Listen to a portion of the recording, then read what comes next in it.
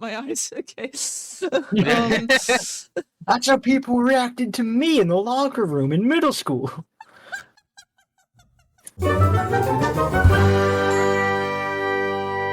Much like this podcast, live service games are constantly being updated and worked on, and they never end. This podcast will exist until the heat death of the universe. Anyway, welcome to the podcast. I'm Melina. I'm cool. And I'm Peter, the most knowledgeable on this topic. Yes. Not saying a whole lot. Oh, yes, hello, welcome, lovely, lovely listeners and or viewers and or however you're consuming this, I don't know. Taste.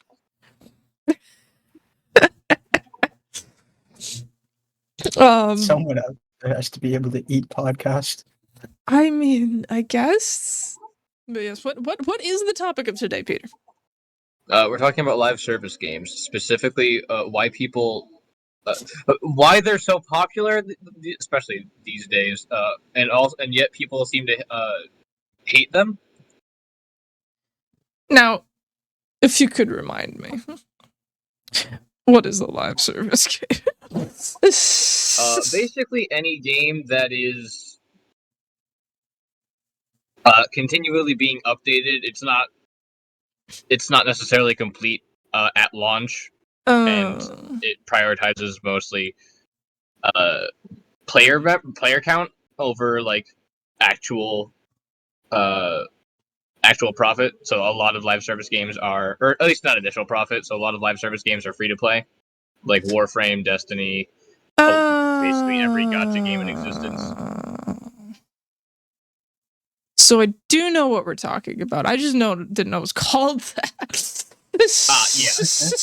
Okay, cool. I'm not out of my depth. Ish. I think. Yeah. Gonna go with that.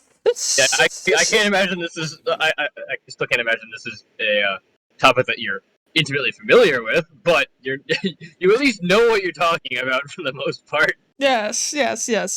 I've got a general idea.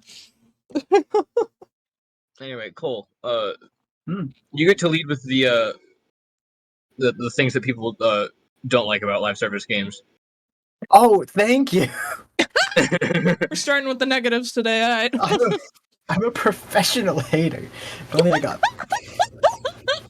Okay. The things, generally speaking, that people tend to hate about live service games are, first and foremost, God, the microtransactions. Yeah. You can't walk they're 5 feet without stumbling into one way or another. As Peter mentioned, the majority of them, I think that immediately come to mind, at least, are going to be gacha games. But there are also several, like Fortnite is one. Fortnite! Yeah. I can talk about Fortnite. I thought you'd only ever played Halo and Halo adjacent games. Listen, I've played other things.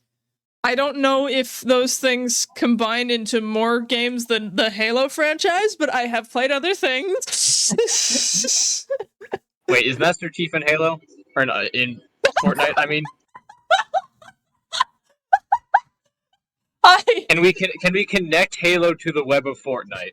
Yes. Yeah, yes, there is a Master Chief skin in Fortnite, and I did get it immediately upon realizing this. Okay, so what I'm hearing is you still only have played Halo. The microtransactions. The way that a lot of them work is typically by inducing some kind of fear of missing out. I don't know what exactly that would be in Destiny. I know very little about it. From what I'm aware about in regards to Fortnite, it is a lot of skins. Yeah, like, okay, so there's actually something interesting going on with this formula they've had forever. Because I don't know if you know, but like the most recent update added a ton of new game modes. Okay. Like official game modes. So instead of it just being, battle royale shooter, now it's got a Lego mode, where it's basically like a Lego game, like any Lego game you've played before, but without like a story. It's an open world. And then they've got race car driving, and then they've got what's essentially Guitar Hero, but without like the guitar controller, and you just do it on your controller, or your computer. I guess Fortnite is everywhere. But with this, more items have started to exist. So like now not only can you customize your character for the Royale, you can customize your car, you can buy stuff to build in the Lego world, you can buy guitars and drums and basses and microphones for the singing thing. Like the singing section literally has its own battle pass. Oh my god. Yeah, no, and it's like, okay, right? They thought, and I don't know if this is working or not, but like what I think their thought process was well, the formula was working before, so what if we just do more, right? Like so they started all this other. I look through the item shop now because I do it every once in a while just to see like if they have something I want, because there are a couple of skins I've had my eye on for a bit, and I'm like, is it in the store? Like, you know, because they have anything Halo themed. Nothing else. We reduced you to this one characteristic. This is all you get to have. I'm the Halo guy. I'm the one who halos. But anyway. But in doing this, right, in adding all this stuff and adding all this stuff, like now I scroll through the item shop and it's just there is so much stuff. Like there is so much stuff in that store pertaining to all these like random game modes. Like I can't keep up. Like I can't I can't like wrap my head around like, oh, like this goes to this thing and this goes to this thing and this. It's too much. And like to show you how much this has fucked up their system, the half of the reason I play Fortnite is because one of my friends used to play it a lot. Like he had like the battle pass, the Fortnite crew monthly subscription, like it was constant. Wow. Like it did all of the quests, everything, right? He has stopped because of these changes. Yes. Wow. Because it's too much. It's because it's too fucking much. You know, and it's like and so like okay, yeah, I get it. When you have a free-to-play game, I understand you want to make a profit on it. I completely get that. And having things like a battle pass and an item shop, yeah, that's going to make you money. And it's like, yeah, like pressuring people to buy stuff isn't really that great, but you know, if you've got a system where that's not the case, like, you know, like you don't have to get that stuff to play the game. No, and so that's how a lot of it works. Yeah, when they're not gacha games. Yeah. Or some other, or a different system that is legitimately pay to win. Yeah, but like I don't know. It's just it's a lot now. In Fortnite, like not even like buying stuff wise, just game mode wise. Like you like you know, like you when I open up my Xbox, right? Because I play Fortnite on Xbox, as I do most of my games. Like I open up Xbox and I think to myself, okay, what game do I want to play? Right? Like what game do I want to play? And you know, I kind of look through my games and I'm like, yeah, we could play a little bit of Fortnite. So I open Fortnite. And then I remember there's like 4 different types of games in Fortnite. So then I have to sit there again and think, okay, now what do I want to play? Like, do I want to play music? Do I want to do the cars? Do I want to shoot people? Do I want to go into Lego mode? Like, it's a lot. That is kind of a not necessarily an end state, but an eventual mutation of a lot of live service games, is in order to try and drive more. It's because Fortnite was not dying before it did. It's in a pretty solidly established itself as nigh immortal. Yeah. Oh god, yeah, no, they were fine. But still, the urge to do so, at least from a money standpoint, the goal is always line go up. And so if line even just stabilizes, well, now you need to introduce more things. Yes. Line not go up, bad. Yeah, exactly. It's like the goal behind introducing all of that was absolutely probably to try and drive even more attention, capture an audience that is not interested in battle royale but is interested in those other game modes. Have Fortnite become the one game. Yeah.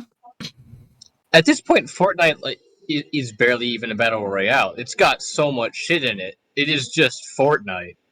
Yeah, no, so yeah, honestly, yeah, there is the battle royale, but there's also Team Rumble, which is not a battle royale. It's a team versus game. It's essentially Slayer from Halo. Like it's like you have to get a certain amount of kills to win. Like every season they have a special game mode. Well, not every season, but some seasons they have like a special game mode that pertains to like a certain character they came up with. Like it's got all sorts of shit, and it's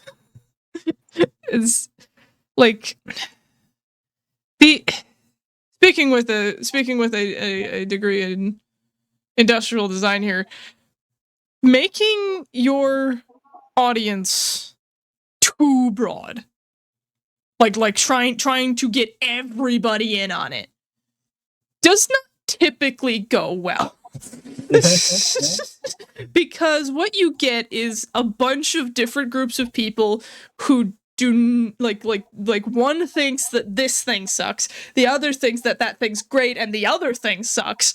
And it just becomes a cacophony. And what you end up with is a bunch of people thinking your product, game, fucking toy, otherwise, is like, it's okay, I guess. You to appeal to everyone, you appeal to fucking nobody. Yes, exactly. I mean, like, yeah, it's like the reason I had any interest in Fortnite in the first place is because it was like a shooter game, and I like shooter games, and now it's all over the place. And it's like and even because sometimes I'll get the battle pass, because sometimes the battle pass does have cool stuff in it and I want it, and it's $10 and I'm like, okay, sure, fine. The fastest way to level up in that game through the battle pass, go into the creative section, do an obstacle course. The grinding is just obstacle courses? Yes. That is the fastest way to level up in that game. Unless you're like my friend and is like, unless you're like my friend who's like religious about the quests, or was the honest to God fastest way I have leveled up in that game is to just run obstacle courses over and over again. Like I have surpassed my friend multiple times when this happens. Whenever I get a battle pass and there's something at the very end that I really want, I just go through the obstacle courses every night. I surpass him by like 25 levels. Holy shit. Yeah, like, it's insane. And it's like, I'm not even playing a game mode that was made by Epic Games. This was made by some 15-year-old who was bored.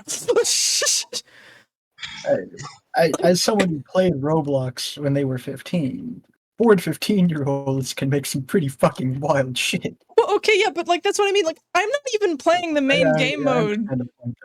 Yeah, like I'm not even playing the main game mode that Epic Games made to level up. I'm playing like a creative mode thing where they've made it so you can get XP every time you complete an obstacle.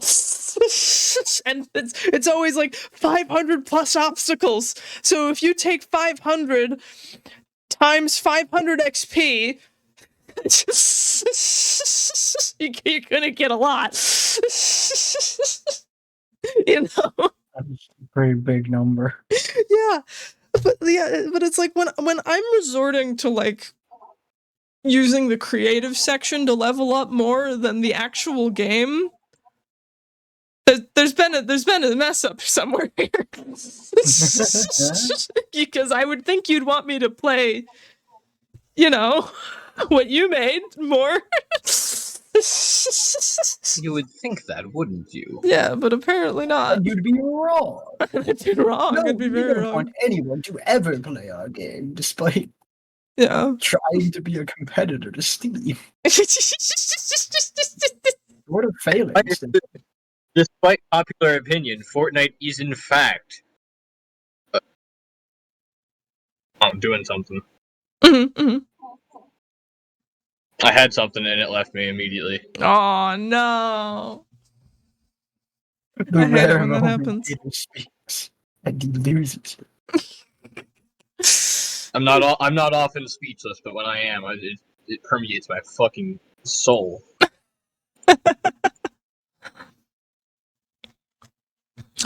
Yeah. Anyway, keep bashing on live service games so that I can do the other thing. It's okay. All right.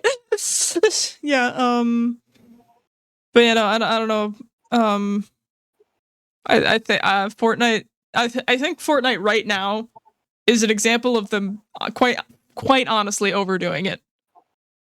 Like is it this is too much stuff. Not enough space in my brain. And like especially Just like that advertisement. Yeah. Yeah. And like especially when like a lot of this stuff they give you stuff for playing anyway. Like okay, the cars, right? If like it forces you to play ranked. There isn't any non-ranked mode, which I personally dislike. I've never liked ranked modes, but Same here. Yeah, but like, it doesn't really affect anything much other than you're playing with people that are in your, I guess, level of gameplay. I don't know. Which no one can do matchmaking correctly ever, so yeah. we try, I guess. Yeah, but like you can get stuff for your car by just, ranking up or completing challenges. Like, so the stuff in the shop seems kind of pointless, and then in the the fucking singing Game Pass, there's a free one and then a one you pay for, but the free one has a bunch of stuff that's fine. It's just so like those modes will give you free stuff anyway. So it's like putting this stuff in the item shop. Like, yeah, I get it. Like, okay, like they've had a lot of collaborations since then, and yeah, sure, you'd want to make stuff for the game modes. That's like, like what they're doing, Star Wars stuff right now, and there's a fucking car boost you can get in the shop that's just a lightsaber. So it's like, okay, yeah, no, I get it, but like, why? Because I gotta shoot a lightsaber out my ass to go faster. Yeah. But like it's just, I don't know. It's just a lot. It's a lot, and it's sectioned into like all of these game modes, and it's like, okay, as somebody who does have a vague interest in the majority of these game modes, because I do like race car games, and I did used to play Guitar Hero as a kid, and I did like it. This is overwhelming.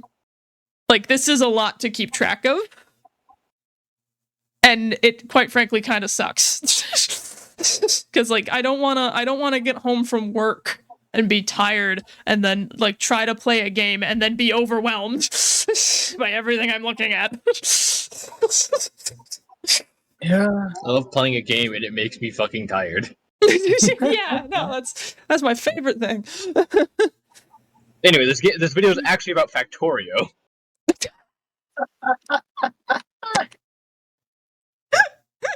No, this video is now about Genshin Impact. Oh god. Doesn't make me tired. I just have to sit there.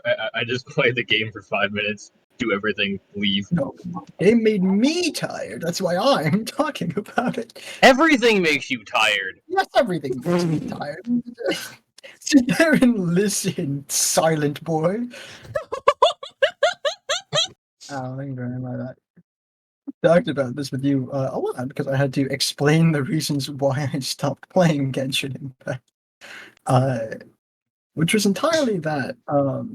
It's just due to the way that I play a lot of games. I cannot play a lot of live service games, i.e., all of them for the most part. Anything that is continuously updated loses my interest very quickly because I like to do them all at once. I play a whole thing or like the beginning of a thing. Usually, most of the time, I play a lot of the beginning of a thing. Uh, and then I put it down, and I've either finished it or I've forgotten about it, and I can come back to it. The thing with the again that is not live service though, when I put it down and I come back to it later, everything's at the same spot. Nothing is fundamentally changed. And the thing is, the thing with Genshin Impact is that this is not at all the case. I wanted to play the game entirely for the story and things that were happening within that aspect of it. I did not want to engage with a variety of different mechanics. Like there's a thing where you have to farm various relics to put onto your characters in order to do that. And it's more so of a matter of like, well, you'll get good enough ones eventually if you keep doing it. I don't want to fucking do that though. Like, why is it so inaccessible to play the new content without having access to those things previously? If you've not already done that, you're going to be kind of fucked. The world level continuously increases. You need access to higher level things in order to access the most recent story quests. And it is a grind that was fully unsustainable to me. And I could no longer keep up with it. The way that I play things, even live service things, is I do them for a while and I shut them down and I come back to them later.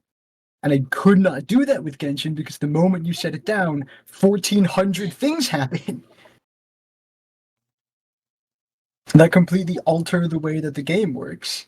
Not completely alter the way the game works, not entirely, but change it enough to when you come back, even if you were in the meta before, there is now a fully different meta. It was just fully unsustainable. I was not able to keep up with it, and I did not have an interest in farming the relics in the first place. And so I stopped, and I now experience story content vicariously through Peter, who is willing to keep up with it. Because and that I guess that brings me and that's a decent segue into the allure for a lot of people of live service games in the sense that it is constantly evolving. Like everything happens alongside the players. Like the reason I played Destiny 2 for so long was because it was an actively ongoing story that the point was pretty good. You had to put the caveat in there. Yeah.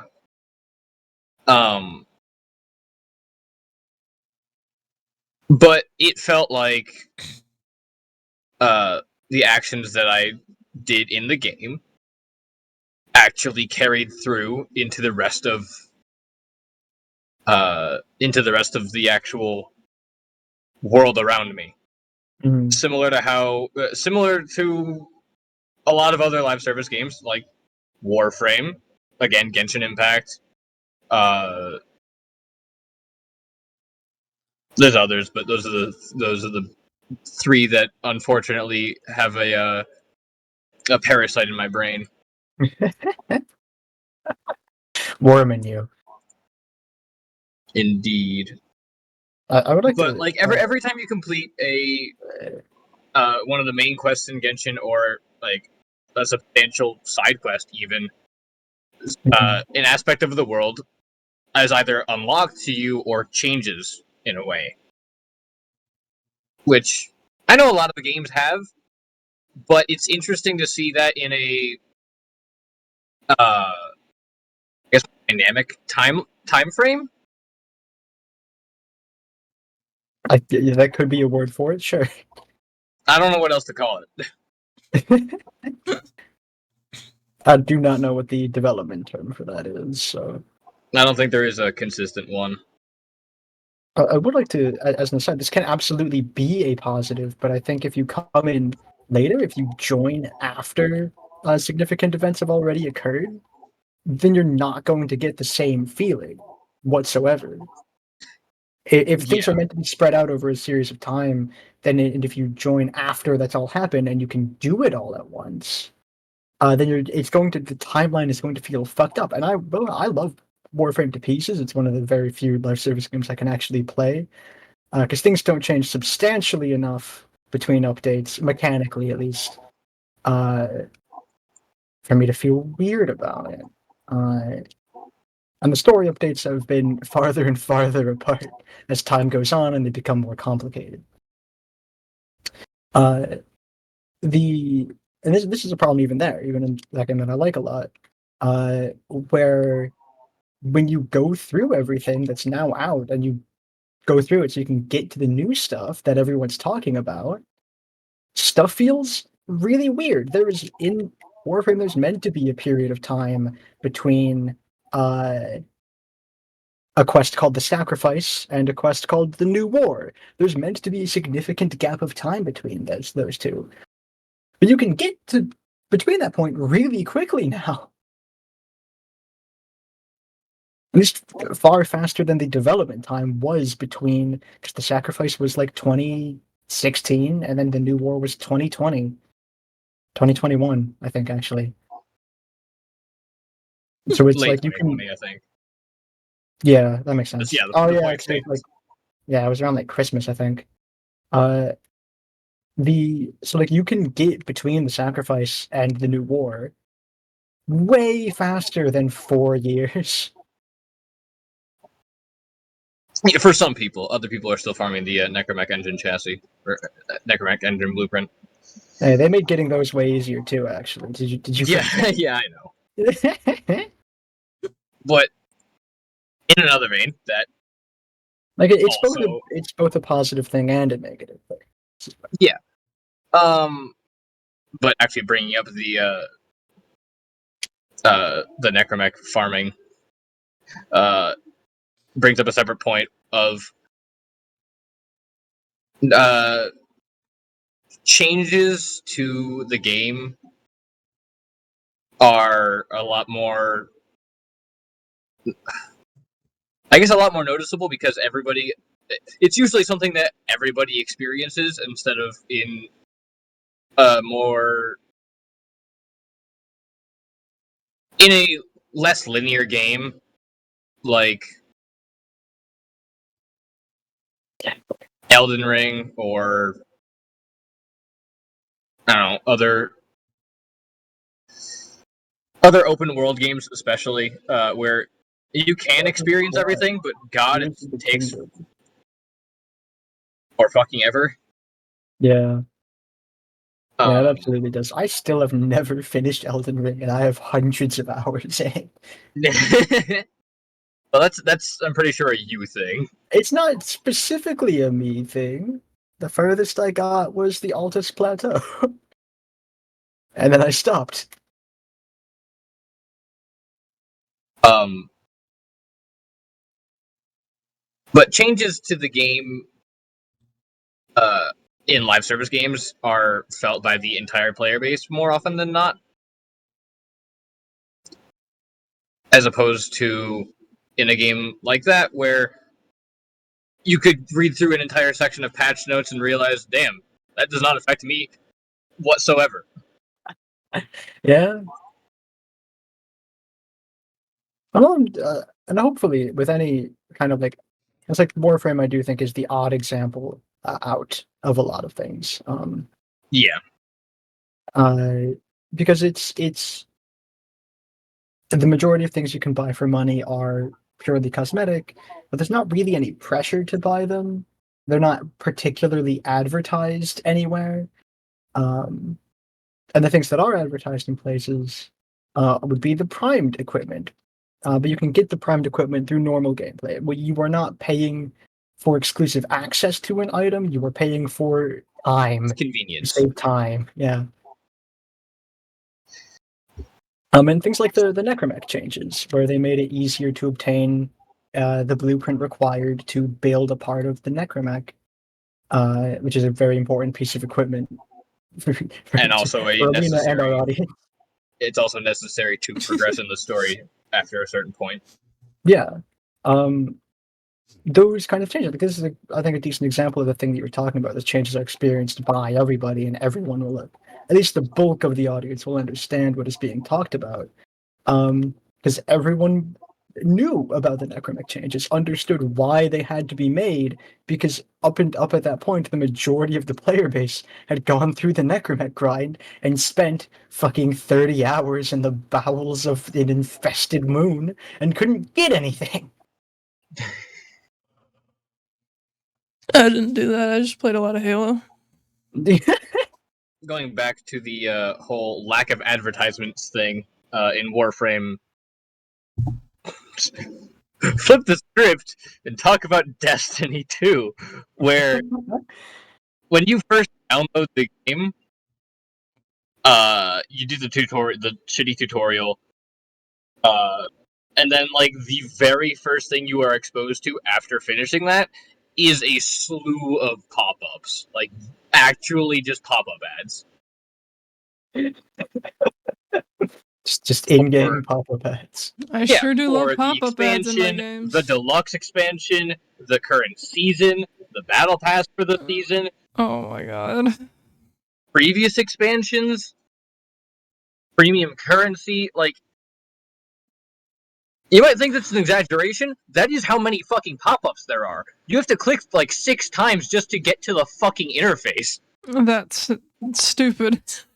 Oh my god. And it's horribly exaggerated on Destiny. But that is the gist a lot of people seem to have when it comes to live service games is mobile game ad hell. Because a lot of them are also mobile games. Yeah. It's like that is like a stereotype that does exist for a reason. It's not necessarily always true or accurate. Like Fortnite is, I believe, been compared a lot to those things, and I don't know how 100% accurate that is. I mean, how many advertisements are in not Warframe? That's In Warframe? I don't know how many are in Warframe, man. How many are in Fortnite? Fortnite? Not... Okay, like...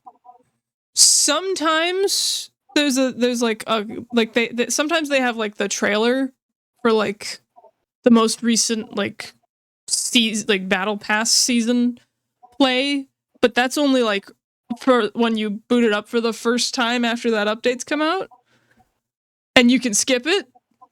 And it only does that once unless it glitches, and then it'll do it a couple of times. But like it's only supposed to do it once. And then, other than that, there's like this one little corner in like the top left corner that has like a little slideshow going of like stuff in the shop. But it's not. But it's like it's part of the interface. It's not a bunch of pop-ups. It's not intrusive. Yeah, it's not intrusive. It's just in the corner, and if you want to look at it, there is a button you can click to like expand it and look at it. But you don't have to. It's just over there. Like you can ignore it and go play the game. So yeah, no, I Fortnite with as battle pass item shop centric as its cosmetics are, there's not a lot of ads in the game, or if there are, they come up like once ever and never again. And there aren't like 6 of them in a row. Yeah, like I said, Destiny is heavily... it is not the status quo for that. It is far beyond that. It is microtransaction hell. Like, if there is a hell for video games, Destiny 2 is it. Wow. Fucking hilarious. Another game that like has battle passes and stuff. Yeah, what would that be? Halo Infinite multiplayer. Oh yeah, Halo Infinite does. Yeah, I was waiting for you to bring up Halo Infinite, actually. Yeah, so I very recently got back into Halo Infinite multiplayer because when I first played it, it was the fucking beta version that they released before the campaign, and it was terrible, and it would literally blue screen your Xbox somehow. Yeah, no, like there were people who were like they were playing the game and then just blue. They'd have to like fully reboot their Xbox to get it to fuck off. Yeah, but like I was playing it with a bunch of friends because we were like, it's free, it's a free to play, why not? And it sucked. It was terrible. Not even the blue screening thing. Like half of the game modes didn't work. Like there were like the amount of people on the map did not fit how big the map was. So there would be a lot of instances where it's like you've got team of 4 versus team of 4 on a map that should be team of 16 versus team of 16. And so it's like you can't find anybody. You're going around, you're like, where is anyone? And it was terrible. But like I recently decided, it's been a while. It's been like a few years. I'm sure they've done something to fix this. Like they had to have done something to fix this. And you know what? They did. It's actually really fun now. And what do they do to fix it? So, well, for one, the game modes actually make sense. The maps. That's an important one. The maps aren't way too fucking massive in the number of people. It doesn't crash anymore. That's great. And basically what they did, from what I can tell, what they did is when it first came out, they were like, we'll do our own thing. We're 343 Industries. We'll do our own thing. We'll be fine. Everyone fucking hated it. We'll do our own thing and it'll be okay. A sentence that has never ended well ever. No. But yeah, so it's like everyone fucking hated it. Like, everyone fucking hated it. And so basically, from what I can gather, coming back to it years later after ignoring it this whole time, they basically just looked at Reach and said, okay, we're take that, put it there. that whole Reach multiplayer situation, just there we Shove go. it in there. Just shove it in there. It's like a band-aid. Just put it on the wound, fix the problem. But yeah, so I think that's essentially what happened, and by taking a formula that worked really well in the past and putting it in their game, it worked. Fun fact. But yeah, so they did that, but it's still a modern, technically free to play multiplayer. So of course there's an item shop and a battle pass, but the multiplayer is free to play. The campaign is not, right? The campaign costs money, but the multiplayer is free to play. You can just download that. But here's the thing. Here's the really interesting thing I found out about all of the fucking microtransaction shit, right? Okay. Fortnite Battle Pass. It's there for the season and then it's gone forever, right? Mm-hmm. Like you can't get anything in that Battle Pass anymore after it's gone. Halo Infinite, you can buy any of the fucking Battle Passes whenever you want. That is a thing I've noticed more and more live service games doing as time goes on. Yeah, which is instead of that old content being gone forever, keeping it around. Yeah, but so that was something where I was like, whoa, like, oh, this is interesting. And they even had a fully free one that gave you a bunch of Reach cosmetics from Halo Reach. And it's just free. Like you can just equip it and go. Like you don't have to even pay for it. So I thought that was neat. And then I went into the item shop, and of course it's like the currency in the item shop you have to buy with real money. But the item shop doesn't update daily. I don't know how often it updates. I haven't been looking at it constantly all the time, so I don't know. But like, I looked at it like a couple of times for like throughout a week, and it just like it was the same stuff. So there's not this pressure of like I need to get it now or it'll be gone in the next 12 hours. You know, so that's not a thing. And then there's this other section. There's this other section of the item shop that's called the exchange. And I'm not entirely sure how this one works, other than the fact that there is a second currency that you get by completing challenges in the game, right? So like complete a match, and then you get like 250 of these fucking Spartan points or whatever they're called. You go to the exchange. That's where you use that currency. So there is stuff in the item shop that you can get by playing the game rather than like buying like money. Yeah. And so it's still obviously like microtransaction, like item shop, all this stuff, but I do like how it's a lot more flexible than a lot of other battle pass based games I have seen before. Like it's not here like you have to buy this now. It's like it's more like you can buy it eventually, I guess. And even if something's not in the item shop, like okay, I was trying to make my character look cool, you know, because sometimes when there's a game and they have an item shop, I'm like, okay, I'll spend like $10 once, and this will just be how I look, right? And so like I was trying to look for, because like I had a pre that's another thing. If you get the campaign, there's a bunch of boxes lying around the open world that you can get that just have multiplayer cosmetics in them too. So yeah, the campaign costs money, but if you get the campaign, you can get those also, which is kind of neat. But anyway, so I had like a color scheme that was like black and red, and I really like black and red as a color scheme. So I was like, okay, we'll go with that one. And like, but none of my visors I had matched. So I was like, okay, do they have a red or black visor that I could just get for like $5? So I start going through, and I'm like, and I'm looking through them, and I'm thinking to myself, like the Fortnite store, like, okay, I'm gonna look at the item and then be like, all right, I'll just check back and see if they ever have it, right? I go to click on it, and I see the buy option, and I'm like, what? So basically, if you're looking for a specific item, but it's not in the item shop, you can just get it. Like whenever. All you have to do is find it in the character customization menu, and then you can just get it. Wow. Yeah, so like there is quite literally zero pressure to get any of the stuff. It's like you can get it whenever you want.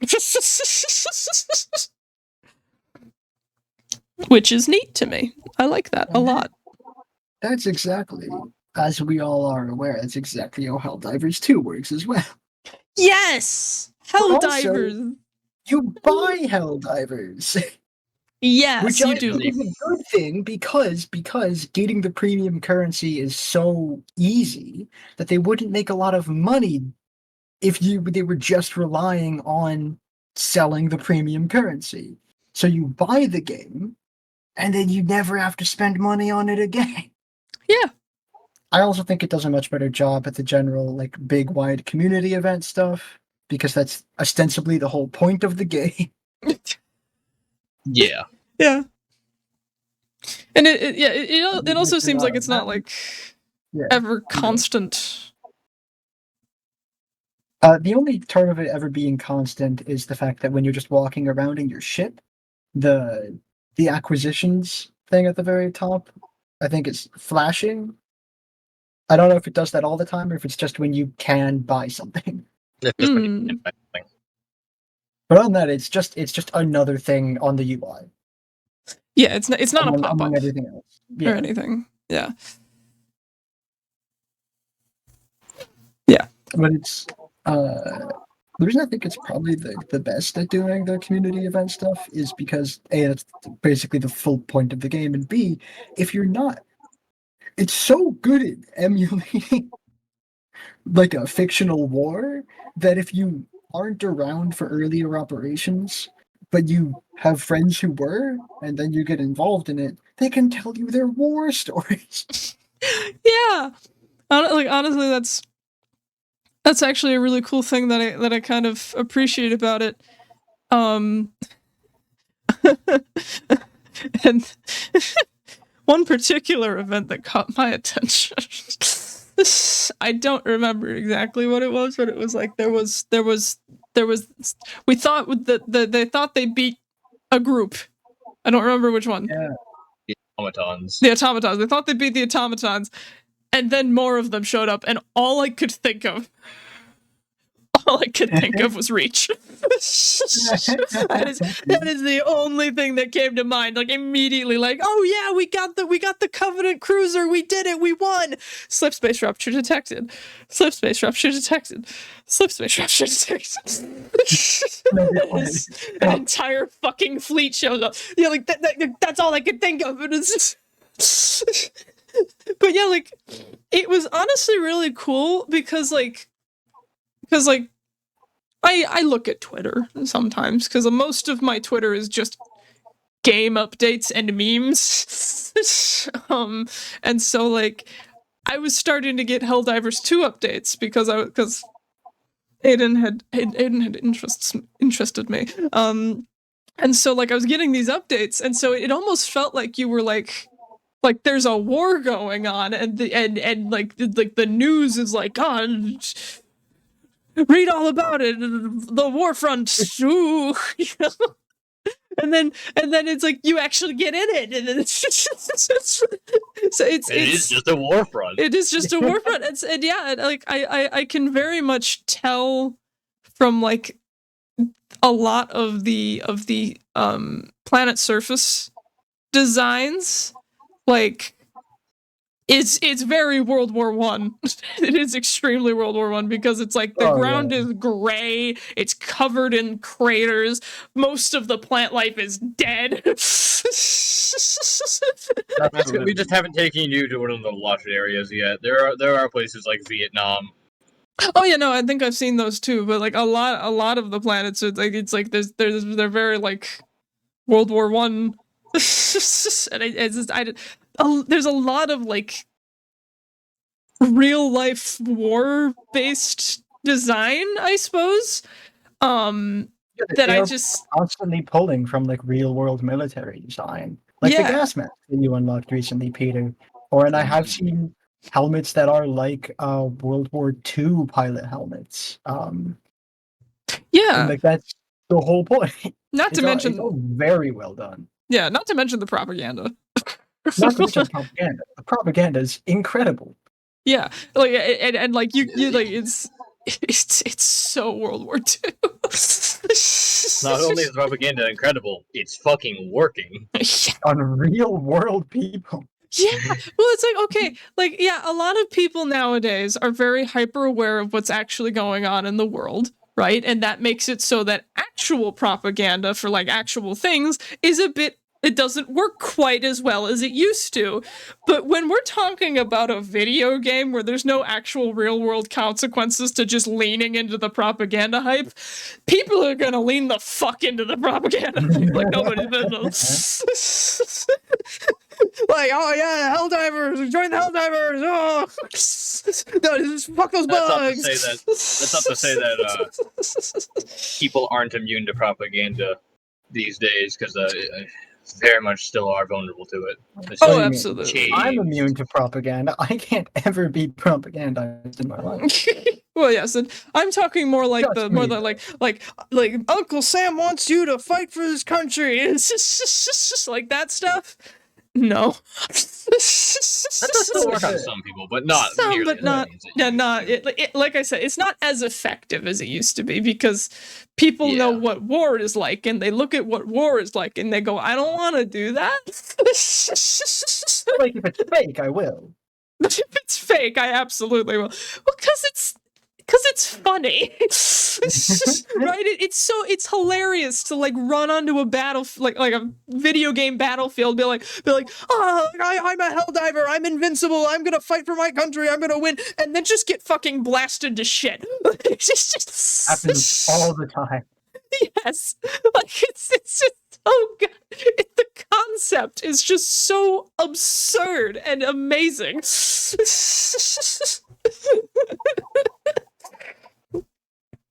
But anyway, yes, Helldivers 2 is a great example of a live service game. A great example of a publicly beloved live service game. Yes. Absolutely. I have over time seen a lot more live service games shift doing things in this kind of manner, where old things are permanently available, and like just generally having rotations where things come back and having everything be more accessible for people who were not there at first and costing less money. Mm-hmm. Yeah. Well, I think what's happened, right, is what happens with a lot of things, is that like people just started to get fed up with it, right? Because it's like, okay, yeah, it's like okay, I have to keep up with my life, my job, my career, like my school, and on top of that, there's like 5 games I play where there's a battle pass that I have to level up in if I want to get anything cool. And at some point you just get exhausted. and so I think the companies that were using the strategy to make money started to see the line kind of stagnate, and they're like, well, fuck, why not go up? Why not go up? And so average economic meeting. And so they actually made a decent decision for once, and were like, okay, what if we chill the fuck out for a bit? What if... I think part of it is also the fact that live service games in this large of popularity is kind of still a fledgling. Yeah, those are oddities. So a lot of newer live service games, or ones that are willing to actually change, have become more user friendly because they actually want to make a game instead of make money. Yes. And you can make a game instead of make money? You can make a game in the year of our money. Lord 2024. Yes. Incredible. I never knew this about video games. See, here's the thing though. You can make a game and make money, because fun fact, when people actually like your game, they'll be more willing to put money in it. Well, sometimes that's not enough, but yeah, I get the sentiment. Yeah. I'm just a dour fucker. Yeah. Well, okay, it's like I don't know. It's just like, if there's a game and you really like it and you have the money and like there's a cool hat you want to put on your character, you're like, okay, yeah, I'll get that. It's $5, whatever. And you'll be more inclined. Gen cosmetics. And the user friendliness of the environment makes people more likely to be more willing to open up the wallet a little bit, whereas if you've got a game that like you absolutely hate, like, okay, I have a personal example of this. Overwatch 2. Oh, I forgot. We didn't even talk about Overwatch 2. Oh god, yeah. So Overwatch 2 is a somewhat strange example of a live service game, because it did not originally have like a battle pass or an item shop or anything like that. The first Overwatch, which got morphed into Overwatch 2, you got your stuff through loot boxes, and they weren't loot boxes that you paid for or anything. You just got them by leveling up. So like there was no real world money that you had to spend to get all your cosmetics. Now, I will say that if you did come in from Overwatch 1, they didn't like take your skins and make you pay for them. Like you got to keep the stuff you got from the loot boxes. But I have always had a love-hate relationship with Overwatch. Like, yeah, I would play it with my friends because I want to hang out with my friends and they were all playing Overwatch. But like if I were to play Overwatch by myself, 5 rounds in, I would be mad. Like I would be having a terrible time and I'd just turn it off and play something else. So like I never really fully enjoyed Overwatch like I do a lot of other games. So when Overwatch 2 came out and they made it so it's like, oh, now you have to buy skins and there's a battle pass and stuff. I never looked at any of that ever again. I never even looked at the battle pass. I never looked at the item shop. I would just log on and my friends would be like, oh, we're gonna play. And I'm like, okay, great. And we'd play. Like I'd say I paid no attention to anything money related because it's like, okay, I like and especially like after a bit of their so-called changes, like how certain characters you could only get them if you got the battle pass. Yeah. that tipped me over the edge. For a character-based team shooter? Yeah. Like it especially since like it was very clear they were making those characters way more powerful to convince people to buy the battle pass. I just stopped playing entirely. Like I don't have Overwatch installed on my Xbox anymore. It's gone. I got rid of it. So it's like, yeah, so, but like when you have a game more like, you know, Fortnite, which is like, you know, Fortnite's not a perfect game, but I enjoy playing it. Like, at least before they overloaded it. But like before they overloaded it, I liked Overwatch. I liked Fortnite. It's an enjoyable game to play, even by myself. Sometimes I'd have fun. And so I was more willing to look at the item shop and be like, okay, like that, I like that skin. I want to get that skin. And oh, this battle pass looks cool. I'll get it. It's $10. Like if you have a player base that hates you, they're gonna give you money. A player base that hates you. Yeah, like if you have a player base that like they started off thinking like it's okay, like this game's okay, and then you make them like. And then you make them pay money for stuff that did not used to cost money, they're not gonna give you anything. You know? And but like if you've got a game that it's like, you know, like it's not the best game you ever played, but it's a good game. Yeah, I'll give you $5 once in a while, sure. Like I have no qualms with that. You know, it's like when you make a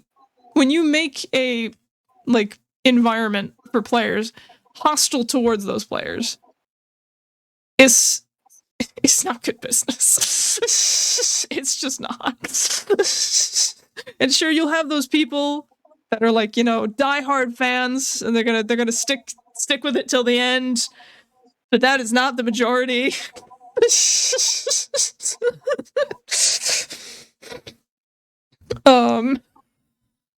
Yeah, and honestly, you bringing up Overwatch, or specifically loot boxes, reminded me that yeah, loot boxes are a thing in a lot of lives in a few live service games, I should say. I don't actually know how many because I don't play any that have loot boxes. Not Overwatch, not anymore. But I know CS:GO has loot boxes. I think I know yes. Apex and Valorant. Maybe I don't actually know anything about Valorant aside from the fact that it's like the game that you point at if you want to make fun of someone. Yeah. I also know nothing about Valorant other than that. I tried to try it out just because, like, I kept seeing stuff about it, and my curiosity got the best of me.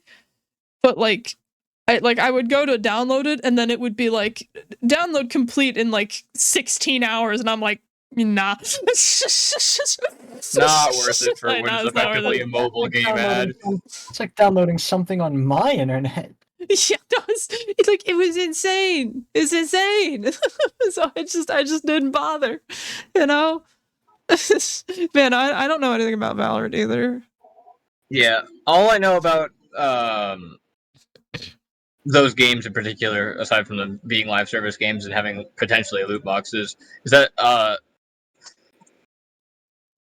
lot of the stuff like CS:GO, I've seen, I'm pretty sure we've all heard of CS:GO knife skins selling for like over $1,000.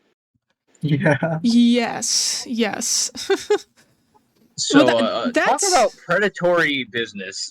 Yeah, And yet it fucking works, and I don't understand how or why. Well, I'm going to chalk it up to most. I'm going to chalk it up to most people in the world being NPCs. Okay. It's similar to why. It's similar to why certain Pokemon cards go for like hundreds of dollars. Because like it's basically just that. It's the same thing as like a trading card game. Yeah, but like, I guess everyone has things that are valuable to them, but still NPC behavior. You saw the people on fucking the internet. Sure, that's what we'll call all of social media.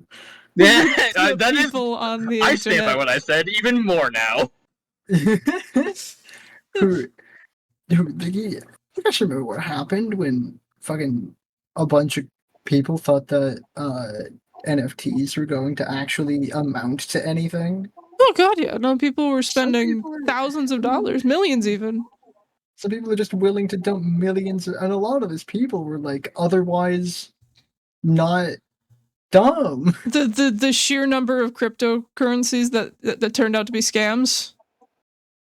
All of them? Like all of them basically. Yeah, almost all of them. Yeah, like people will do this to help baseball cards. Like it's like the original NFT. Yeah, literally it is. Like people will put a huge price tag on a piece of paper with a printed picture on it. If you're somebody who collects baseball cards or fucking Magic the Gathering cards or whatever, like, good for you. I'm happy for you. Do whatever you want with your money.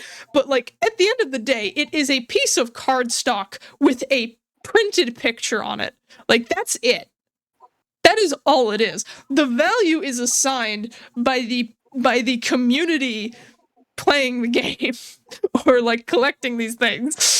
At the best of times, it's decided by the community. Sometimes it's decided by the creators. Yeah, which is not fun. Worse. Yeah. The TF2 is similar. Like there's a whole like the hat market. Yeah, there's a whole the hat market. Like there's certain cosmetics I've seen where they're going for like $300, and it's like, oh my god.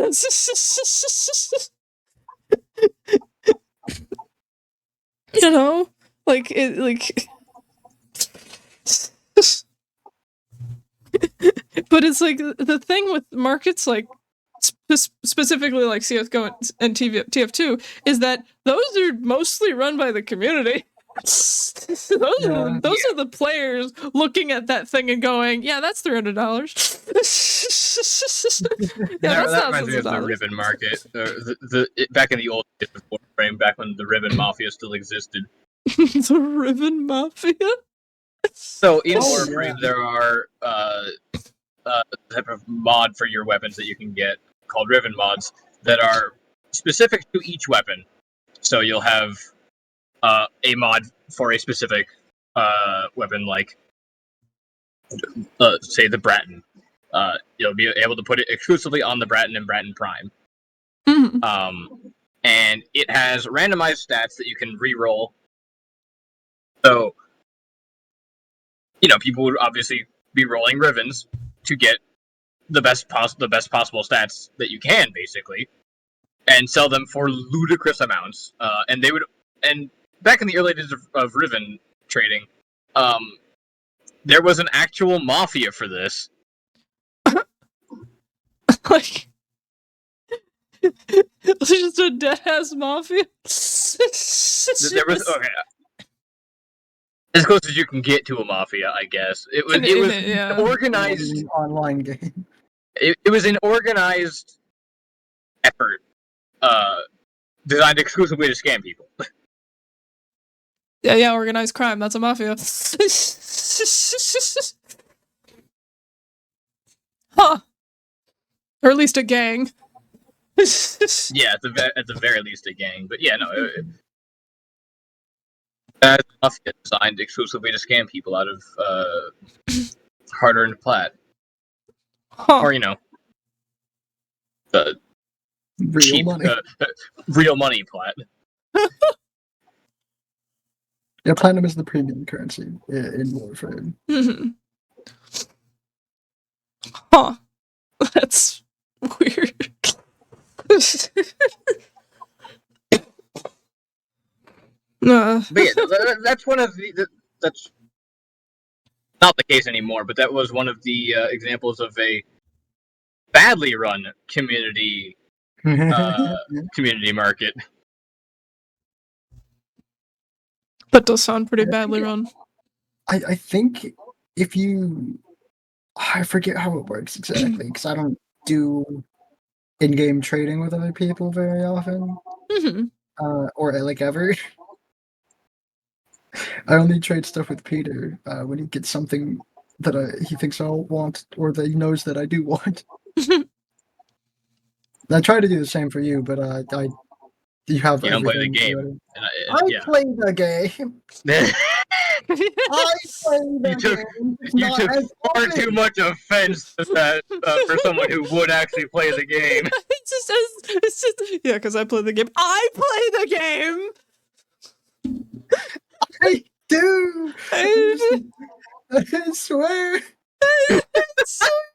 Anyway, I'm pretty sure the Digital Extremes, the developers, are like very strict on in-game trading now. I mean, yeah, a whole ass mafia showed up. It's very difficult to organize a trade outside of the game. Like they're extremely strict about that. If they find out that you did it, you get your account banned. If you did the trade outside of the game and then like, oh wow, all right, got the item through that means like that's a big no. Yeah. I will say I've like organizing a trade and then meeting in game to do that trade. That is fine. I will say I've made like a very very very very tiny amount of money off of the TF2 trading market. Really? Because if there's a cosmetic you don't want, you can just put it up for sale, and usually it's only like a couple of cents, like it's like 5 cents.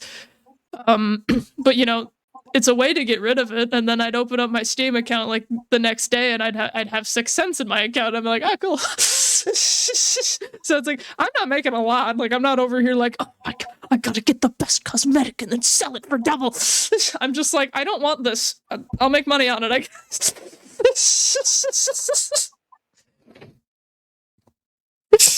So, like, I think that's kind of neat. Where it's like, if there's a thing you don't want, you can just give it to someone else and they give you some pennies. You're like, ooh, pennies. Ooh, pennies. I can put this towards my next Steam purchase. I've had my grievances, and I come to recognize a slight perspective shift over the course of the video that like it seemed to be heading in a better direction. So maybe I can afford to hate them less. Honestly, yeah. Like I think live service games though. Okay, yeah.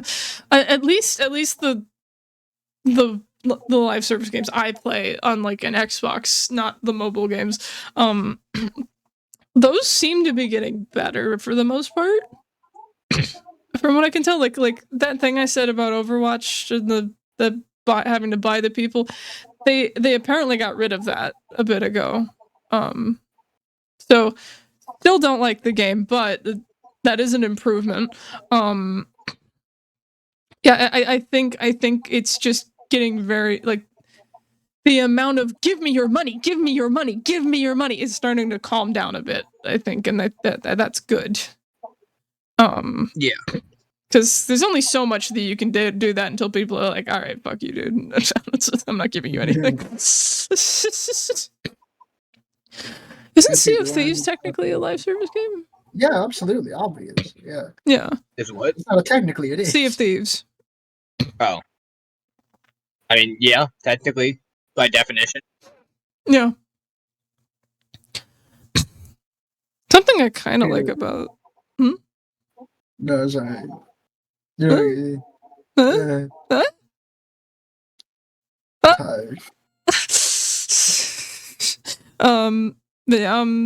I kind of like about Sea of Thieves is that, like, they have a lot of cosmetic stuff that you can just, like, get by playing the game. Like, of course, there's stuff that you can buy using, like, money, but, like, again, you don't have to. And, like for example, pets. Like, if you want a pet, you have to, like, buy one, like, with real money, in the game. And, like, but, like, the thing is, it's like, there's never been, like, a push where it's like, oh, you have to have a pet. Oh, it's the new fad. You have to have a pet. Like, there's not this pressure to get one, so I've never gotten one. And I've just lived off of the fact that all my friends have theirs, and I get to pick them up and steal them. But you know, there's similar to like, I guess similar to Helldivers. I guess, like, there's not really this that much of a pressure to get anything. Like, it's there, you can get it, but you don't have to have fun in the game. And I kind of like that a lot, especially considering that, like,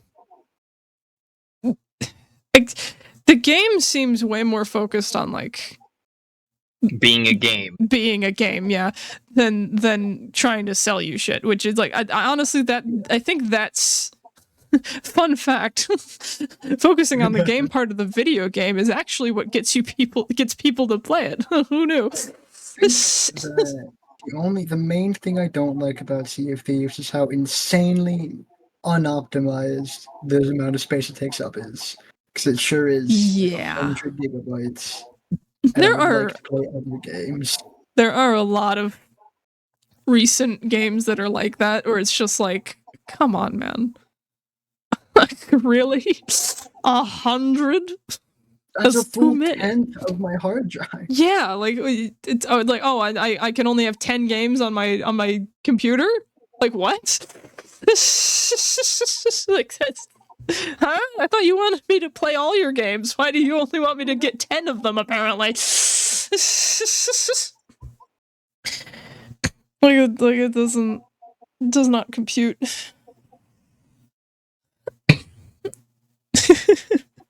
And Peter, do you want to talk about gacha games? You know more about them than I do.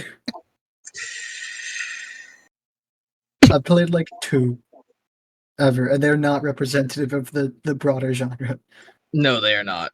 And to be honest, I've not played, like, an excessive amount of gacha games. You can only really play a few at a time. I mean, for your sake, yeah. That's by your sake, I mean the general you. For anyone consuming gacha material, only play 1 or 2 at a time. Because if you don't have $1 million to burn on every single one, you're gonna have to put 1 million hours into every single one if you want to, like, actually experience the game.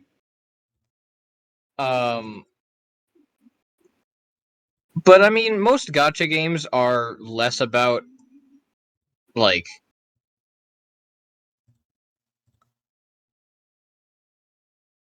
Well, okay, most gacha games are fairly predatory in terms of like actually having or actually getting shit in the game. Beyond that, I don't know what else do you want me to fucking say about them. I mean, that's fair, but They vary, but that's the one core feature. Like gacha games are inherently just not consumer friendly unless you're a gambling addict like I am.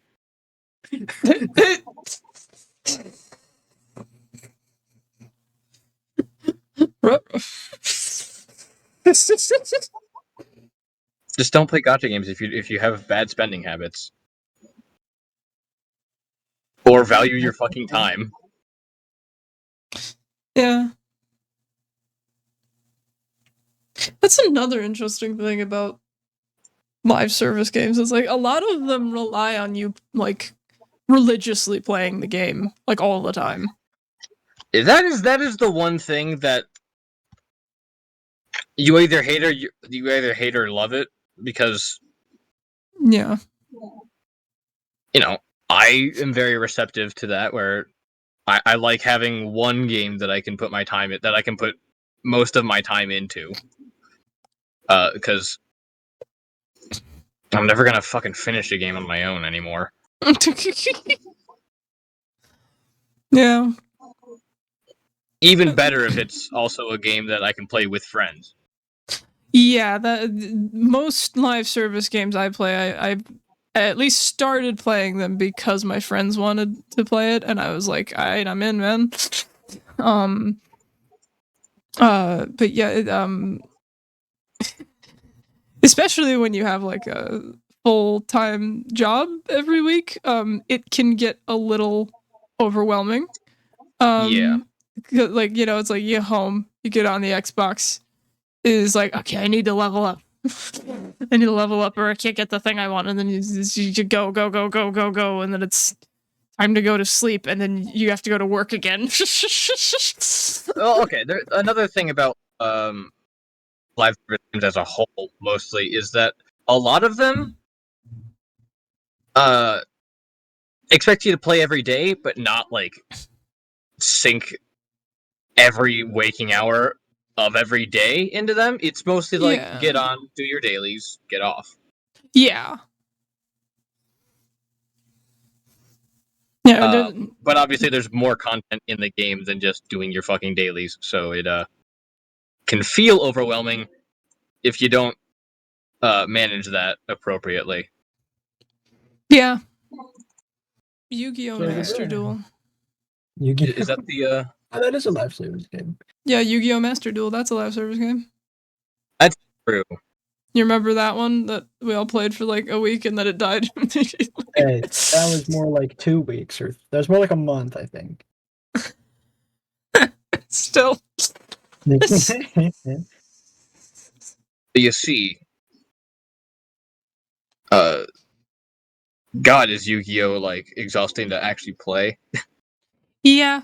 Well, okay, like the way that I was brought into that conversation is that Aiden messaged me on Snapchat, and she was like this. Yes, and she was like, this is amazing, this is hilarious, and I'm like, what are you talking about? And she's like we're playing this game called Yu-Gi-Oh! Master Duel. And like it's so fucking funny because we're just pretending like we're in the show and we're like, you've activated my trap card, and yeah, like it was a bunch of like improving. and that was like, that for me, that was like, oh, that sounds hilarious, of course I want to do this, and then everyone actually started playing the game, like actually trying, and I immediately was like, nope, I don't want to, because this is the thing. Yeah, this is the thing. I have never had any interest in any trading card game. Like, none of them. as a kid, as like in middle school, high school, none. I just didn't care for any of them. Like in elementary school, it was the Pokemon cards, and my cousin was like dying to get me into the Pokemon cards, and like, you know, I would buy them, and I had a whole thing of them because she wanted to play them with me, but you know, I didn't do anything else with them. You know, like I like it just never was a thing that I had an interest in, and the same thing went for Yu-Gi-Oh! In middle school. All of my friends got into Yu-Gi-Oh! And they're like, oh, I got Yu-Gi-Oh! And I got these cards and I didn't even buy any Yu-Gi-Oh! Cards. I was like, nah, I have no interest in it. In high school, it was Magic the Gathering, and at that point, I was like, no, we're not doing this again. Well, I don't recommend getting into Magic the Gathering because it fucking expensive. It what? You cut out. It's fucking expensive. I'm aware. If there was a game like Yu-Gi-Oh! Master Duel for Magic the Gathering, which there probably is, and I just don't know about it. There is. I don't know if it's free, but it exists. Oh, well, that's a crucial part of it to me. Like, all I know is that it exists. I know nothing else about it. I just know it exists. I've seen ads for it before. And I never really liked how you got the cards, I think. Because it was like you just get this pack, and you get a random assortment of cards. And that's how all of them were. For you. Yeah. And that's how all of them were. And like, you know, like I'd open it and be like, I didn't want any of this. You know, like I just wasted my money. So yeah, no, I suppose trading cards were like some of the first gotcha game-esque sort of things before they. No, that was casinos. True. Yeah, that was casinos. I more meant like in the game industry. In the game industry, those were like you know, like yeah. Subtle introduction to gambling. Not subtle introduction to gambling. Not really. Not at all. No. Introduction to gambling that children can understand. Games that teach children to gamble. I'm familiar. Woo! We love gambling. End of episode. Yo, hold on. Let me fix that. We love gambling. Oh. Now we have the end of the episode. If you hit the subscribe button right now, you'll get access to the Battle Pass, which includes absolutely nothing.